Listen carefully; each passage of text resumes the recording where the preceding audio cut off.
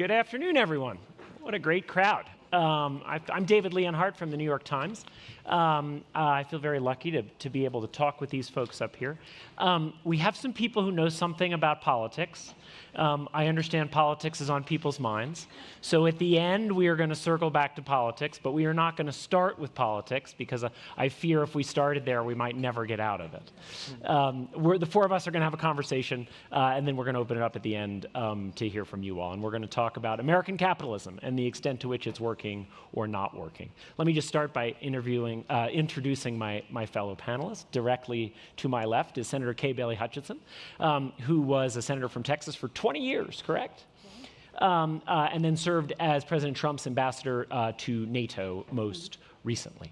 In the middle, we have President Derek Johnson of the NAACP, who is a lawyer and an activist and previously ran the Mississippi state chapter of the NAACP and has been very involved in trying to get the Biden administration to think about racial justice as part of its agenda.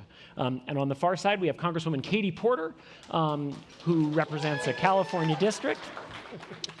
This is not the most important part of Congresswoman Porter's biography, but it's the one I like best. She and I both taught junior high school math in New Haven in the same program 30 years ago. Congresswoman Porter was very involved in banking and consumer law before, and she is really in a group of one.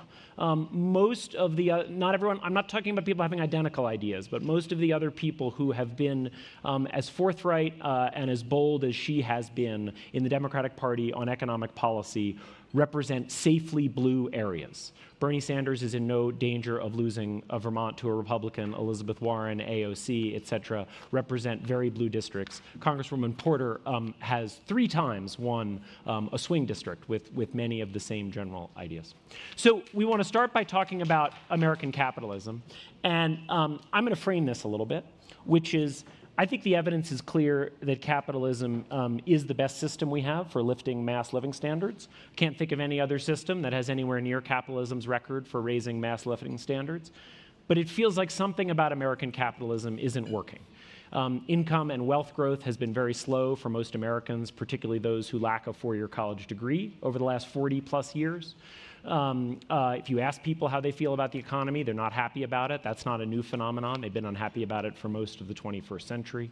All kinds of measures of social health don't look very good. And to me, the starkest sign of it is that in the 1980s, the United States had a normal life expectancy for a high-income country. Starting in the 1980s, our life expectancy began growing more slowly than every other rich country. And for the last 15 years, the United States has had the worst life expectancy of any rich country. We live less long than South Koreans, than Japanese, than Western Europeans, than Canadians, than Australians. And so there really seems to be something about American capitalism that isn't working.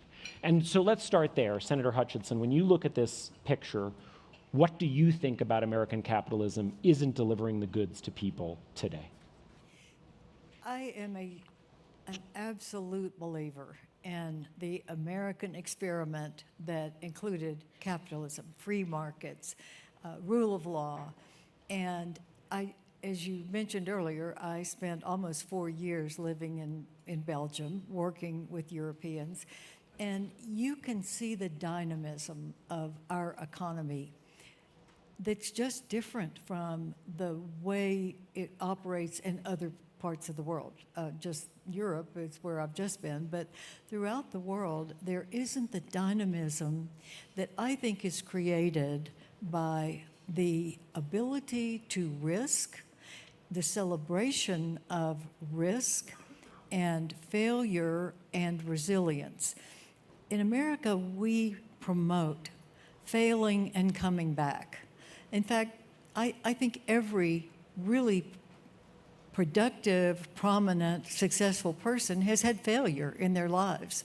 And we celebrate that people come back from failure and they are resilient and they build and they do better. And I think that the choices that we are able to make, because we live in a free market, sort of, but a mostly free market, well-regulated but free, I think that has promoted the creativity that not only has changed the standard of living for America, but for the world. I mean, where does all the big creativity come from? And I would just take one little diversion, because I'm sure we'll have some difference of opinion, which will be civilly given. And I think that the lifespan issue is not connected to capitalism. I think it's connected to our diet and the fact that we eat too much processed foods, and we don't watch that. So I think we can solve our health issues our own way. I don't blame capitalism for at all affecting that we're, not as healthy as we should be, and especially because we know better. So you think American capitalism has continued to deliver the goods to people over the last few decades? I do. I think, now, do I think it's perfect? No, I don't. And I think that we have tried to manage a lot of issues, inclusion, of course, education. I mean, to me, the great equalizer in our country and our government is education, and making sure everyone has the chance to be what they want to be. Okay. President Johnson, how do you see this? So I absolutely agree. I think capitalism is the greatest economic system. I think how we've designed it in America is really important, but there are some outliers. When you think about the role of government, regulatory controls, who gets taxed, who's not taxed, what those tax dollars are used for, and ultimately who's excluded and who's not. So when you think about life expectancy, it is directly tied to capitalism. The quality of food we consume is based on whether or not it's a monopoly that's putting chemicals in those foods that's causing more health concerns. That was a recent research done. There were some Americans who went to Europe, and they was there for 2 months. They lost weight, and their health outcome changed because the quality of the food that they was consuming was different than in America because of the chemicals that was in the foods here compared to in Europe.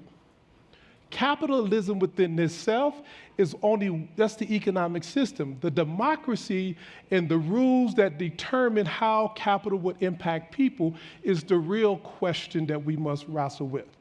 You look at the Gilded Age, you're talking about the exclusion of over half of the American citizens who could not participate in the electoral process to determine the policymakers who would be in the seats to set the policies. Women could not vote. Majority of the African American community who lived in the South could not participate. And the tool of race, religion, and region was in full effect, creating a level of division that only allowed a certain segment of the population to truly participate. And even when we got New Deal policies, it was the greatest expansion of opportunity for middle class in this country. However, I happen to represent African Americans. And in that process, with all of the great policies, there were always exceptions that excluded the majority of my community. The Social Security system, the safety net was put in place. Southern legislators successfully advocated to exclude domestic and agricultural workers. 80% of African Americans at that time were domestic and agricultural workers. So African Americans went decades without the social safety net. Germany had a universal health care system almost 60 years before the New Deal policies came into place.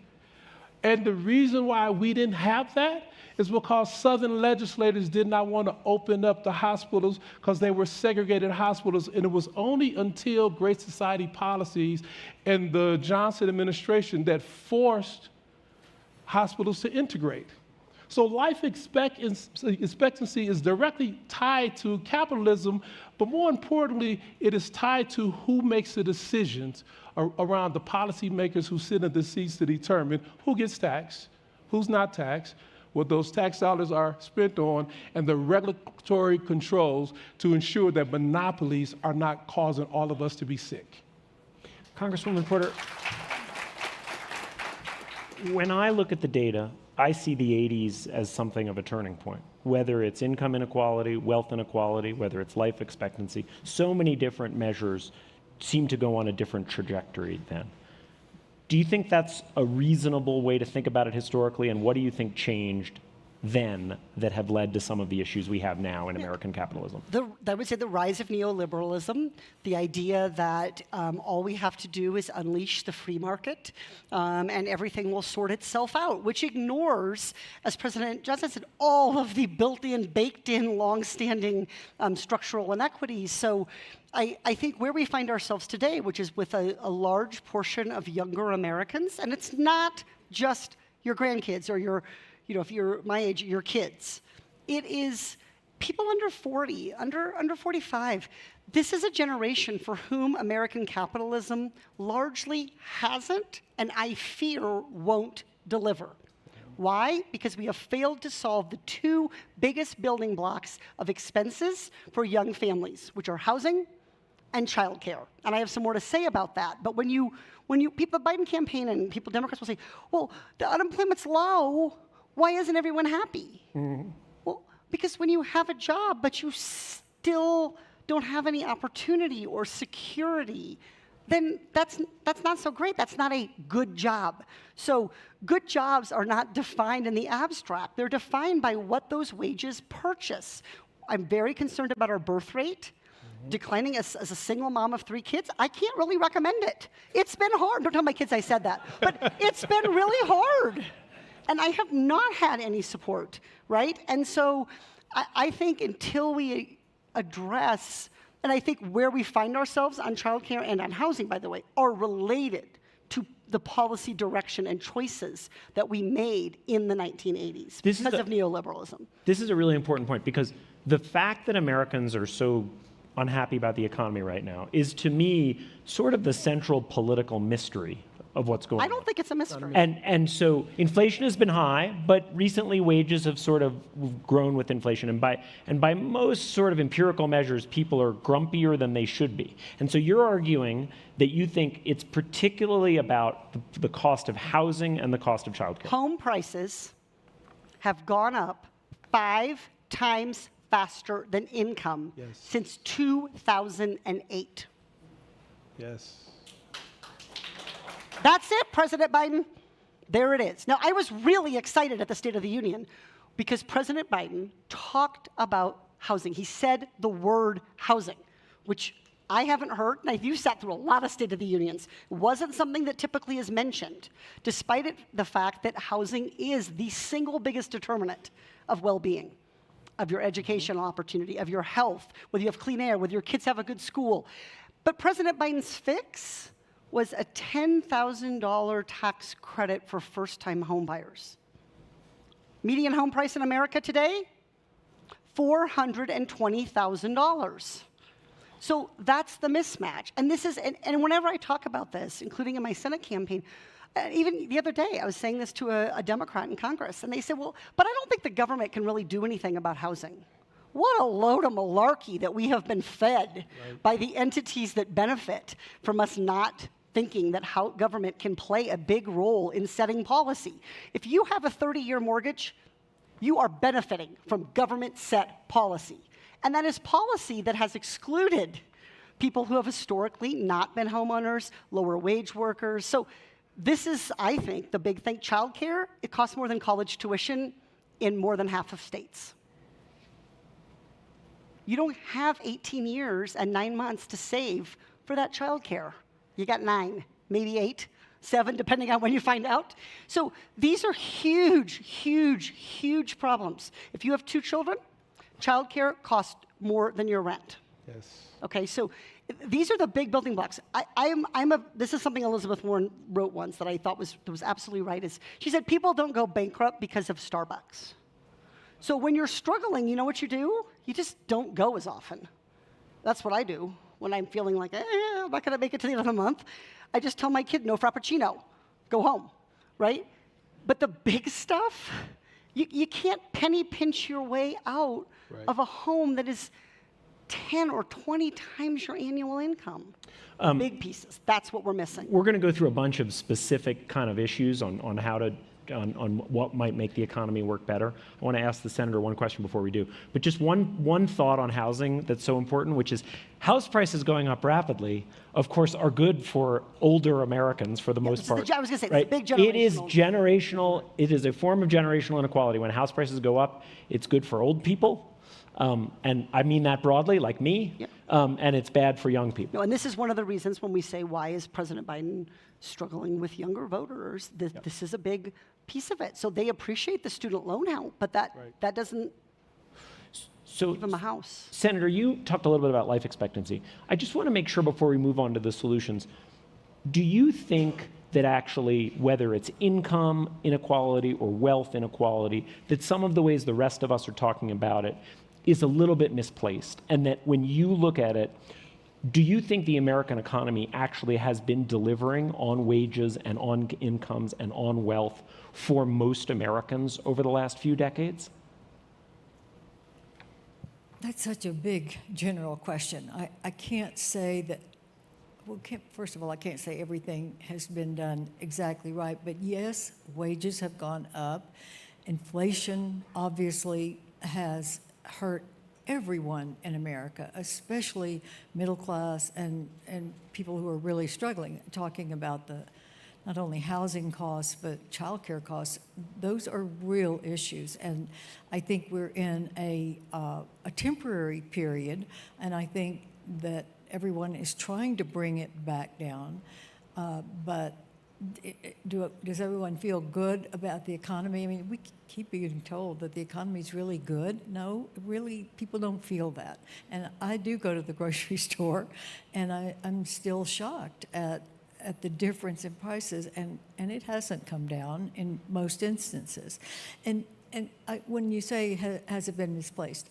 I agree with what the president said here, that people who are in Europe do eat healthier. They really do. I think our problem, I don't know that it's chemicals that some regulatory agency is directing that can go in or not. What they don't do is eat processed foods, which is chemicals, but that's a choice that people make because they like hot dogs and they like a lot, pizza. I do too. But we eat more of that. You go into a grocery store in Europe and you can't find canned vegetables. They don't have canned things. They have fresh vegetables. They have things that are not treated with any kind of pest control or that kind of thing that probably does hurt people. I mean, I think those have the likelihood to be very, very bad for you. So I think they're eating healthier, but I don't equate that with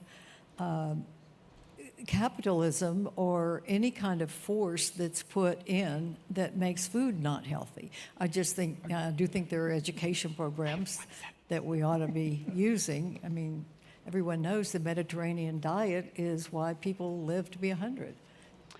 Fuck the sugar lobby and its goddamn tax subsidies. So if people don't buy hot dogs, I'll let you take this part, because I know you're going to say the same thing I'm going to say. You say it. So the reason why food is so much healthier in Europe is because many of the chemicals we use here they're banned. In addition to that, you have the sugar lobby, you have the high fructose corn lobby, and they have access to health care. We just, under this administration, lowered the price of insulin. There's a direct correlation between the sugar lobby and high fructose, I can't even talk right now, corn syrup, and diabetes, a direct correlation. And what has happened over time because of the regulatory policies in this country as a result of capital having more strength than people. See, when capitalism is strong and democracy is weak, people get exploited. Mm-hmm. When democracy is strong, it holds capital in check and people progress. And what we have seen over time, the capital class have put together a very strong lobby front to create a web of confusion around what's really impacting our quality of life. And our democracy has been bought off in a way in which Citizen United give corporations more power than people. I just really love him. I want to associate myself with all of that. I love you too.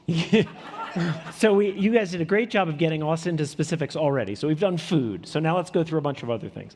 I know, Senator, you're very focused on global cooperation from your time at NATO and your time in the Senate. So if we're gonna now go through a bunch of issues that might, even if we disagree a little bit about how healthy American capitalism is, that might make it either healthier or even healthier. So let's start with global cooperation. Why do you think that's so important, and what can we be doing globally to lift the living standards of Americans? Well, for one thing, I totally am focused on security, having been at NATO for almost 4 years, and the importance of alliances. And that includes not only buying arms and having an Article 5 commitment that we're all in this. If one is in a war, we're all in a war, so that we can then deter that war by being united.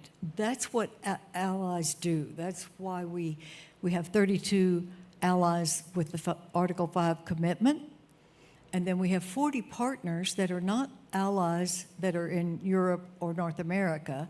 They are in the Middle East, they are in the Asia Pacific, and all of that 70 group are held together, and it is economic as well as security. It is part of our security that we have economic trade with our friendly partners by the rules-based order. In fact, to digress for a moment, I think the best leverage we're going to have if we are going to deter China from being an adversary is economic.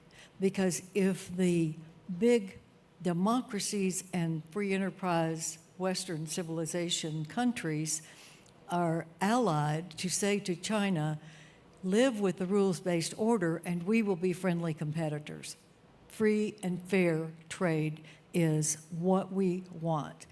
But if you don't, if you do the Belt and Road Initiative and you give predatory loans to countries that can't repay and then you take their infrastructure, that's when we will use our economic leverage to say, no, we will not trade with you, we will not invest in you if you do predatory loans that cause people to lose control of their own countries. Former President Trump has been very critical of our allies, including NATO. He's talked about the prospect that he might pull the United States out of NATO. You seem to be a supporter of NATO. You represented us before NATO. Are you worried that if he's reelected, he will weaken our alliances and even potentially pull us out of NATO? He can't pull us out of NATO. And I think a lot of people didn't realize that a law has been passed, and it is the law of America that no president can pull us out of NATO without the same requirement that we have in all treaties, and that is a 2/3 vote of the United States Senate or a vote of all of Congress. And so he will not be able to do that. So that's off the table. I do think it is important, and I tried to bring in the other parts with President Trump of the importance of allies and having the security, but also the friendship of allies. Just as an example, I was with the Ambassador Nick Burns a couple of weeks ago. He was the previous ambassador to NATO. Now he's ambassador to China. And he's related the only time Article 5 has been invoked in NATO was one time for the United States after 9/11. And the allies, Nick reports that the allies did this together. We did not ask for Article 5. It came up from the ground that they wanted to do an Article 5 to be with us to fight this terrorist attack. So Nick calls Condi Rice in the middle of the night, and he said, NATO, our partners want us to agree to an Article 5. And she said, do it, Nick. It's good to have friends. Do you think, did you have success in persuading President Trump, that it's good to have friends? Partially. I can't say I did it all the way, but I did have a Secretary of State and a Secretary of Defense who also understood the importance of NATO. And I worked with them and they with me, and we never had a real altercation in NATO. I mean, we know what the president said, it was very public, but our allies knew that we were solid in NATO, that we were not pulling out, and that we valued their support. Just one more question on this, because I think it's so important. President Trump has signaled that he will not be appointing the same sort of people if he wins a second term as he did in a first term. You and the previous Secretary of State and the previous Secretary of Defense seem like precisely the sort of figures whom he did appoint the first time, whom he will not the second time. Do you worry that a second Trump administration will be more damaging to our international relationships than the first one was? Well, I don't know who will be in that second term, and I think that is a very valid question to ask. I just don't know.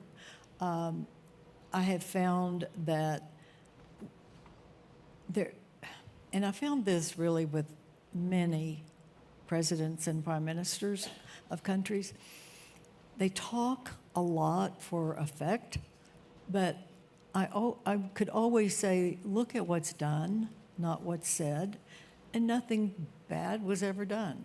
Now, and that was not just President Trump, it was other presidents of other countries.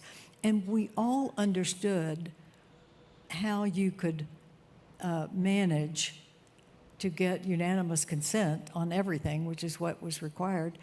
And so it's a very valid question. I don't have the answer. Okay, let's move on. Labor unions. President Johnson, it seems to me you talked a little bit about the history of inequality in this country. And one thing that pushed the other way, one of the things that pushed against the whites-only part of the New Deal, was the fact that labor unions began to open themselves up over time to black members. And we saw the white-black pay gap shrink even before the civil rights movement, really substantially in the 40s and 50s. How important do you think labor unions are to a broadly prosperous economy? And if you think they're important, what do you want to see us do as a country involving labor unions that we haven't done so far? So A. Philip Randolph was a master labor organizer, African-American. He recognized the CIO nor the AFL before they merged was really honoring organized laborers who were African-Americans. So he organized the Pullman Porters. He forced a question when the unions merged. He was at the table, and African-Americans for the first time began to truly benefit from collective bargaining. But majority of African Americans still lived in the southern states, which prevented unions from really getting a stronghold. Even the creation of the Teamsters, there was individuals, African Americans and others, who was working in the ports in New Orleans who organized the Teamsters. But the United States in general, whether it's black workers or white workers or ethnic, whatever, we have a very unique relationship with workers, and it's really contentious. If you look at Germany in the work councils, the unions are seen as a part of the business success. They actually sit at the table with management. They plan out what the future work should look like and how the workers should be included. They actually are part of the education of the children. There's a pipeline from elementary to middle school, what they call middle school, all the way to a career path. And those young people in those areas, they're part of the solution of a sustained economy. The relationship of organized labor in Japan is very similar. They're seen as a part of the business success. But in this country, and maybe because many of those who were organized laborers, they were the others. Individuals who came here who were not Anglo-Saxon Protestants, the others. Because up until a certain tipping points, depending on what region of the country you lived in, if you was Irish Catholic, you were not white. If you was Jewish, you were not white. And there's a whole list of individuals who did not fit into the racial social construct. And so the contentious nature of union organizing and companies became contentious. Henry Ford was unique, a known anti-Semite, who always sought ways to break the union back by hiring black workers, pitting people against one another. And when the workers finally came together, they realized that everybody could benefit through collective bargaining. At some point in this country, we're going to have to embrace the quality that workers bring to the table to drive business forward, as opposed to always have this contentious nature. We have a thriving economy, but the fast food workers are left behind. We have a robust economy. And for those of us who are staying at hotels, the workers who are making the beds and everything, they're left behind. We have a robust economy, and people who work hard every day, 12 hours, some of those individuals work harder than us with 3 jobs and yet still sending their children to get fast food, which is some of the most unhealthiest food on the planet. Why? Because healthy food in this country costs too much for them to afford.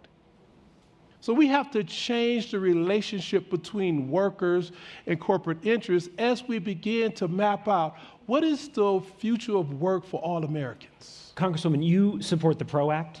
Can you Yes. just explain to folks why you think it's so important and what it is? Yeah, so the PRO Act would essentially update our federal labor laws to address the kinds of work and the kinds of work settings that are being done today, and it would make the NLRB and labor enforcement much more effective. So one of the strategies I think we're seeing from corporate America right now, as labor enjoys, I think, really positive feelings, particularly among younger Americans, is they'll say, okay, we recognize the union, because we don't want to be like the asshole in the room, but no contract. That's exactly what corporate America is doing right now. So the PRO Act would help make sure that we're actually making sure that unionized workers and the promise of the union and the process of unions are actually working and delivering. So this has been one of the things where I think President Biden has just been superlative. He has pushed Congress, not the other way around, to be better on this. So I think that is I think we need to do that to kind of if we do that right now in this moment where there's interest and enthusiasm for what unions can do to help address problems like inequality, then I think the labor movement will continue to be part of how our capitalism is successful. I don't view labor as antithetical to capitalism. I think capitalism is premised on negotiations and workers being able to push back on their boss for wages. That's, to me, what could be more capitalistic than that negotiation? To me, what's not capitalism is an exploitative, extractive, human capital economy where workers are forced to take it or leave it. And so I think that's messed up. And this notion that companies don't really even want to negotiate, even when majority of workers want to join a union, that is not new. You mentioned A. Philip Randolph, who is one of my absolute favorite Americans of all time. He held an organizing meeting for the Pullman porters and maids in Harlem in the 1920s, and it took 12 years from the day of the organizing meeting until the first contract, because the Pullman Company spent 12 years successfully refusing to negotiate with A. Philip Randolph and his union, and it was only when the federal government intervened that they realized that. I would say TikTok, Starbucks, TikTok, Alaska Airlines, we're seeing a lot of that right now. Yeah. Very similar. Okay. And just recognize, A. Philip Randolph was the most effective civil rights leader of all the civil rights leaders. My opinion, most people agree. Why? Because you can track his progress throughout his career. The March on Washington was his brainchild. Martin Luther King gave the phenomenal speech there, but it was his brainchild in 1941 to ensure that the armed services was desegregated so African Americans could serve in World War II. And as a result of that, the B-1 bombers that the Germans were taking out, they finally got the protection needed from the Red Tails, the Tuskegee Airmen, who were denied opportunity to serve the country that so many African Americans died for and built.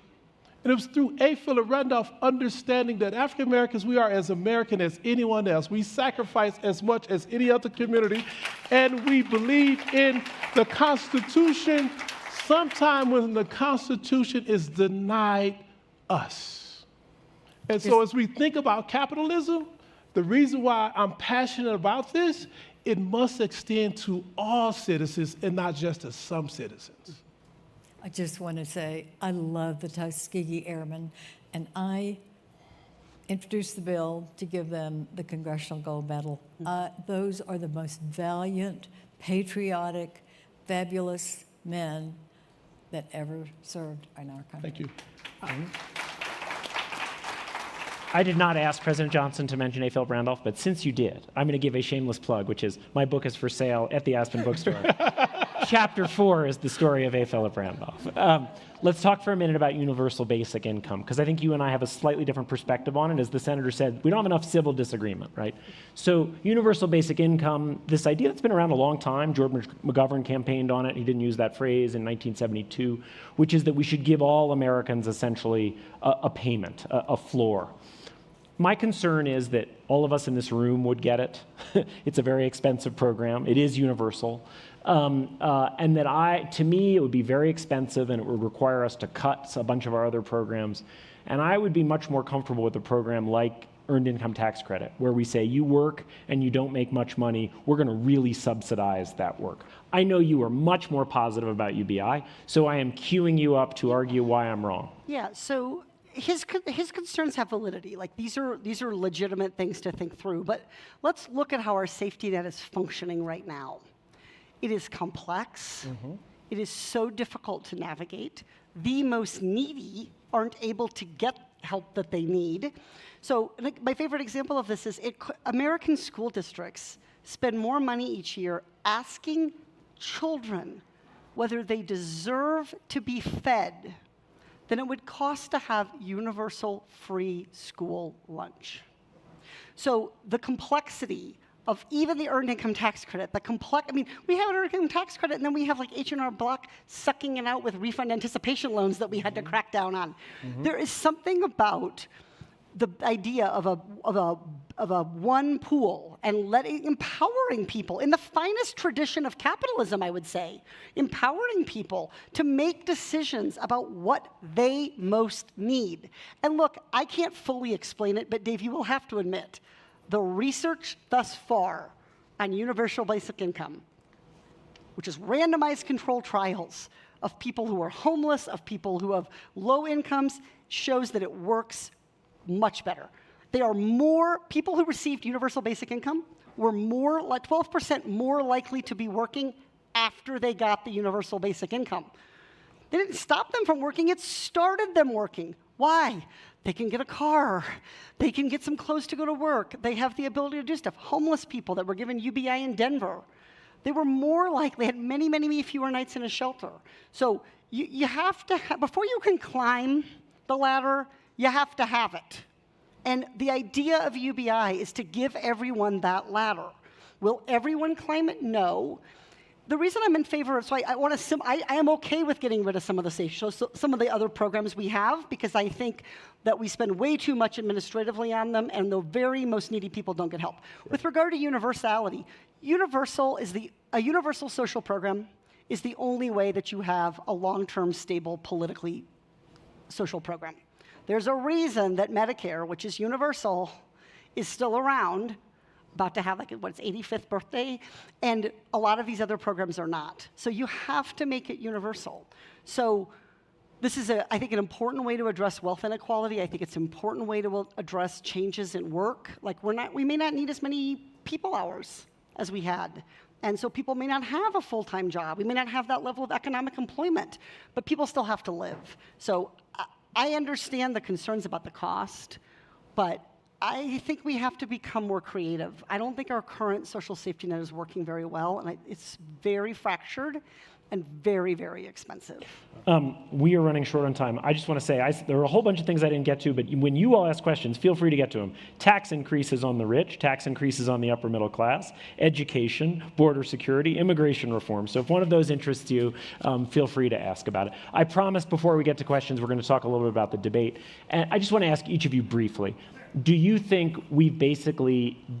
last night was a turning point and President Biden is really substantially wounded in this campaign and may even be replaced? Or do you think we're in one of these little brief kind of bubbles of attention, and a few days from now the polls won't look that different and this will just be a small thing? Senator, I'll start with you.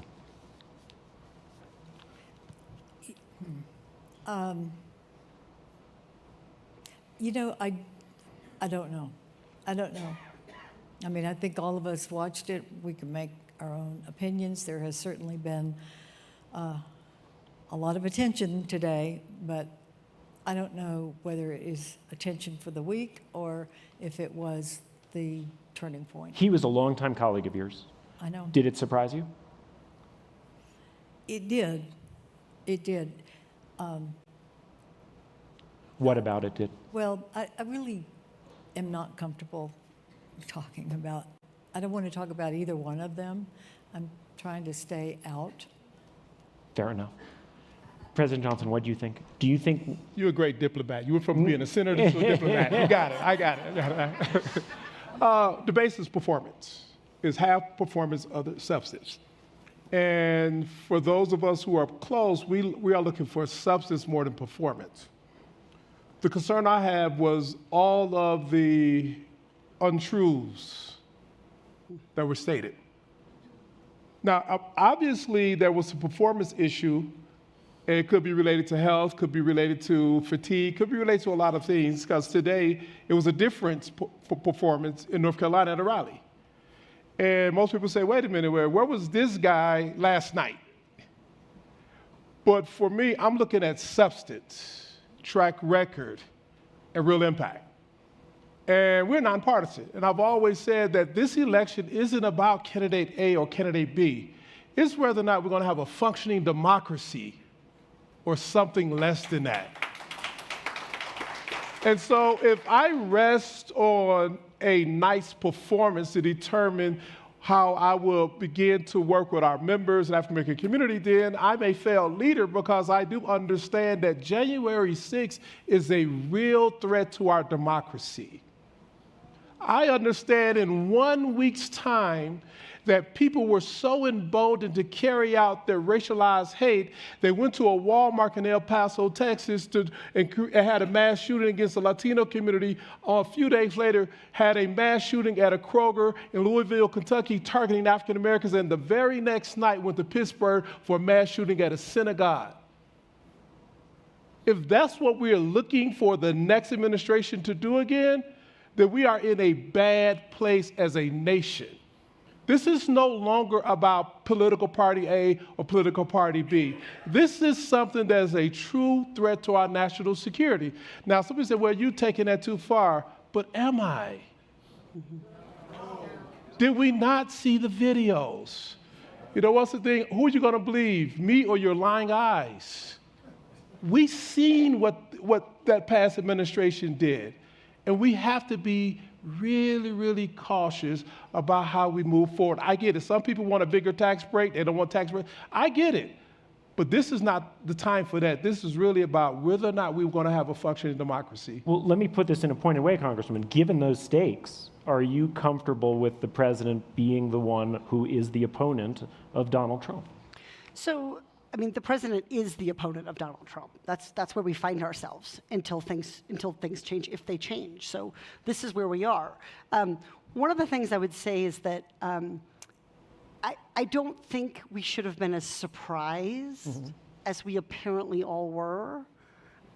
He was not a strong debater in 2020. This isn't his thing. He has things, my God.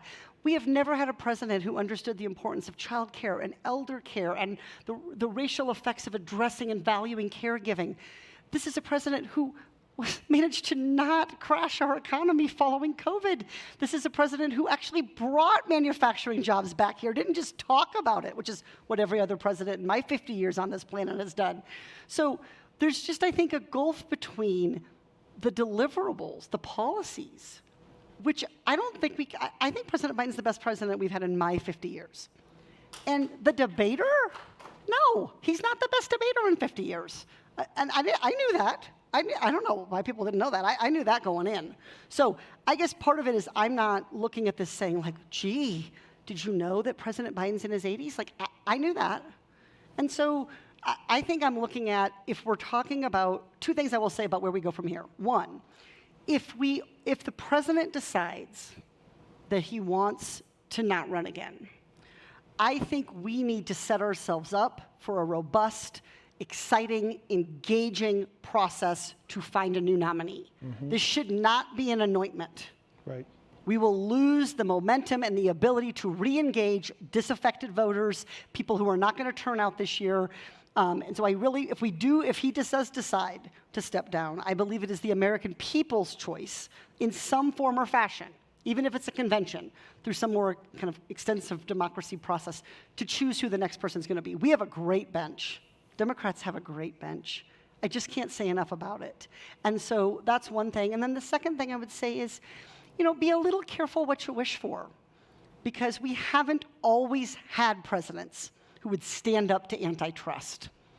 We haven't always had presidents who would enforce consumer protection laws. We haven't always had presidents who will stand with the organized labor.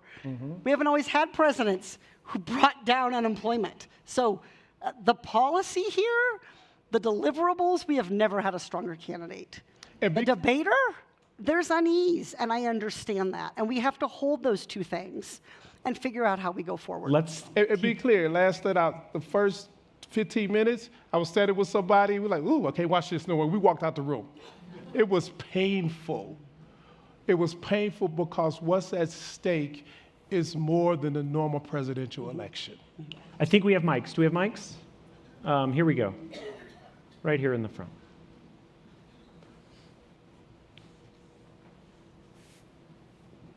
Thank you. I actually just asked Claude, the AI for Anthropic, whether or not America has a capitalist economy. Is that actually what we have? And it said, America's more noted for having a mixed economy, which I found really interesting.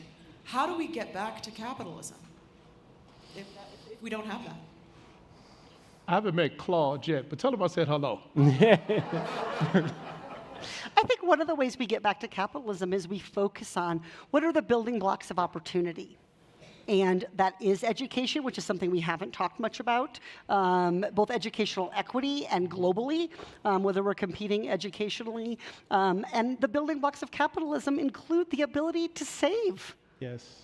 And the ability to borrow. And those things are not in great shape right now. So I find it sort of funny that Democrats, even very sort of mainstream, much more corporate Democrats, because I don't consider myself one of those people. I'm a populist. I've heard. I'm proud of it. But they struggle to say, I'm a capitalist. I watched John Hickenlooper. I hope he's not here. Sorry. I watched Senator Hickenlooper in the debate 4 years ago. He was asked, are you a capitalist? And he was like, he couldn't choke it out. So we have to reinvigorate that capitalism is a good thing. What does it mean? What does it look like? And it's not preaching to people who have been left out by capitalism, whether they're younger, whether they're left out because of their race. It is showing them that capitalism is the greatest engine of opportunity and the disbursement of opportunity and wealth. And we are the concentration of wealth and wealth inequality. You cannot have this panel, Dave, and dodge wealth inequality and income inequality. And the extremes of anything is bad, right? When we had laissez-faire government, the stock market crashed. When we had laissez-faire policies, the housing market crashed. So the extremes of anything is bad. When we had robust programs, there was a lot of graft. So there has to be a balance here. But the thing you brought up about education, this is unfortunate for this country because we're one of the few, I think only developed nation that seek to privatize and outsource the future of this nation. That's not sustainable. We would not be able to sustain a capitalist system if our children don't understand civics and social studies. That if we seek to allow the markets to create private entities and we send the tax dollars there with no regulatory control and they get the startup money, they do well, and 3 years later they shut down, they run to the bank and the kids are left without anything, New Orleans, Detroit. That we allow historic fights around race or religion to deplete rural, Black, and other communities from really having first-rate education systems. We are the most diverse country than we've ever been today. And it's only going to become more diverse, and we need to begin to think, what is the workforce of the future, and are we training, or do we have a real pipeline? And that can only be achieved through public education. We've got another question right here in the front. Did you have a question? I think one thing I haven't heard about today is the breakdown of the family and how it affects all this. In Broward County, Fort Lauderdale, where I'm from, on our Boys and Girls Clubs, we find that most of the kids, if you ask kids, raise your hand. If you have two parents at home, nobody raised their hand. One parent at home, half of them.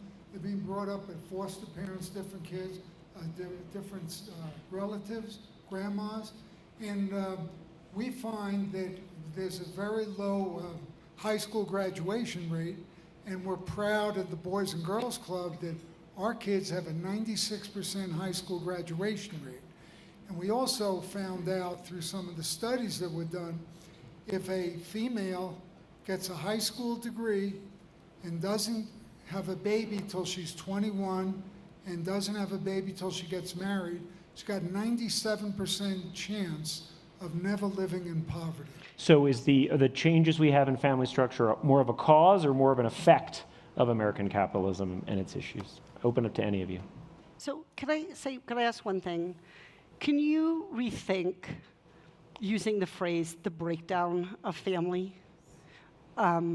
We have had changes in family structure, for sure, and I think we may see some more. But I'm a single mom of 3 children. My family is not broken. So, the Boys and Girls Club, great program. I love it. They are stepping in where government has failed. Mm-hmm. It's not about the family, because in most cases they are existing in underserved communities. Underserved, they are low-wage communities. They are communities that are underserved medically. There are communities that the education structure have been so depleted that they don't have certified teacher in key areas. It is all of the ills of society just concentrated in one area. Then Boys and Girls Club come in to try to be a Band-Aid on an issue that's much greater than that. That's not a family dynamic. That is a failure of a safety net that has not properly been applied.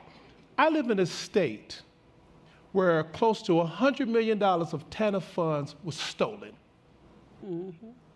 Not because of breakup of a family, because we had a former governor and a whole bunch of people, including Brett Favre, who created programs to divert the money to their bank account.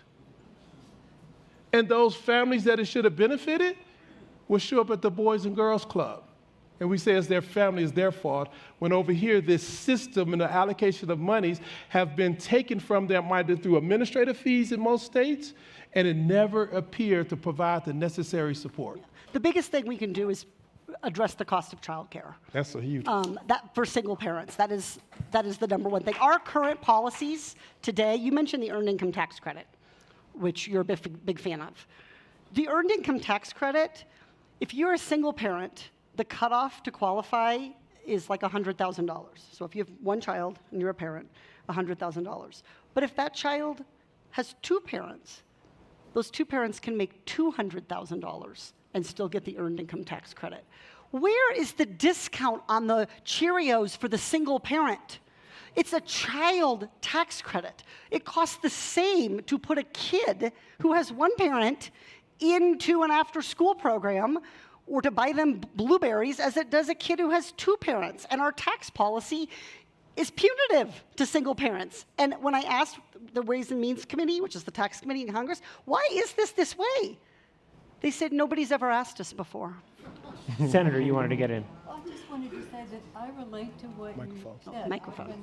I've been active in the Boys and Girls Clubs, and I see what a great job it does. But your core question was that we don't have that family support in so many ways that has built our country. One of the things that I think is now coming in, and one of the things I worked on was making sure that we had a homemaker IRA.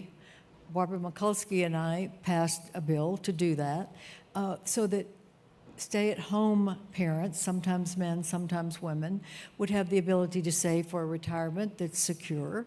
And I think building up and addressing that we need to make sure families stay strong. And whatever you call it, it's an issue that we need to work on. And I think your question was a valid one for us to consider. I could listen to three of you for hours, but I've got a big flashing red light looking at us. So please join me in thanking our three panelists. Thank you.